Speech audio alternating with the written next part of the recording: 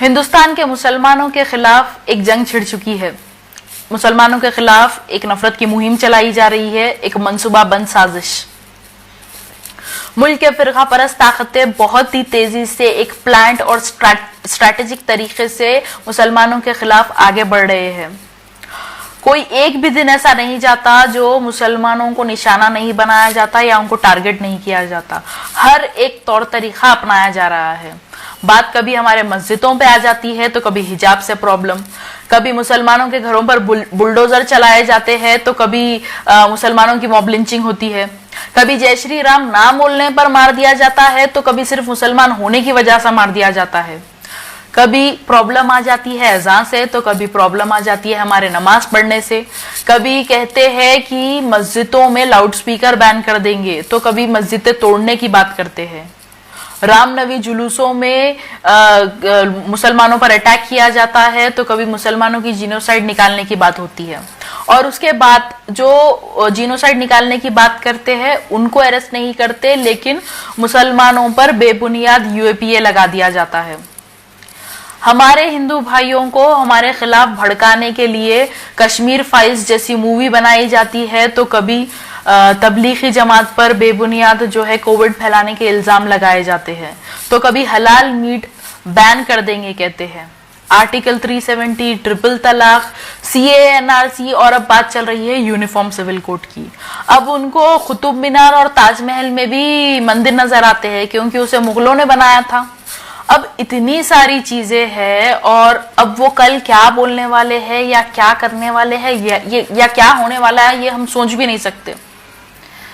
तो ऐसे वक्त में हिंदुस्तान के मुसलमानों को अलर्ट होने की जरूरत है, इत्तेहाद पैदा करने की जरूरत है।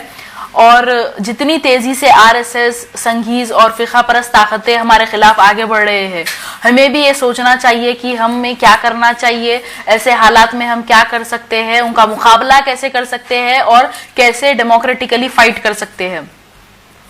ये वक्त ऐसा है कि हमें एकजुट होना है और अपने लोगों के खिलाफ नहीं बोलना है, उन पर इल्जाम नहीं लगाना है। हमें एकजुट होकर बल्कि आपस में नहीं दुश्मनों का मुकाबला करना है, दुश्मनों से लड़ना है।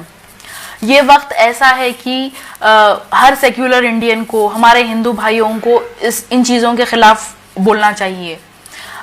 ये वक्त ऐसा है कि हर मुस्लिम लीडर चाहे कोई भी पार्टी से हो इसके खिलाफ बोलना चाहिए। और जो लीडर्स सेक्युलर होने का वादा करते हैं, जो मुसलमानों के वोट लेते हैं, उनको भी इन चीजों के खिलाफ आवाज उठानी चाहिए। लेकिन सब खामोश है। इस्लामोफोबिया के खिलाफ आवाज बुलंद करने वाले एक ही लीडर है, असदुद्दीन ओवैसी साहब।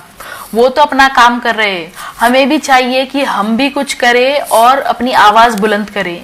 क्योंकि हम कैसे देख सकते हैं मस्जिदें टूटते हुए, या फिर हम कैसे उनका जुल्म बर्दाश्त करें।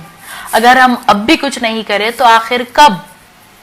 Germanton super speciality hospital, doctor Mir Jawad Jar Khan, senior experienced orthopaedic surgeon, bone fracture, joint replacement, hip replacement और स्पाइन सर्जरी कामयाबी से अंजाम दे रहे हैं। इसके अलावा neuro surgery, cardiology, gynaecology, dental, general medicine, dialysis और फिजियोथेरेपी जैसे शोबाजात में इंतहाई कामयाबी के साथ वाजबी फीस में इलाज किया जा रहा है। शेयरिंग और प्राइवेट रूम्स, अस्पताल में 24 घंटे MRI, CT scan, 2D digital x-ray, ultrasound, operation theatre, ICU और लैब की सहूलत दस्तयाब है। आपकी उम्मीदों के ऐन मुताबिक Germanten super speciality hospital, pillar number 150, Attapur, Hyderabad.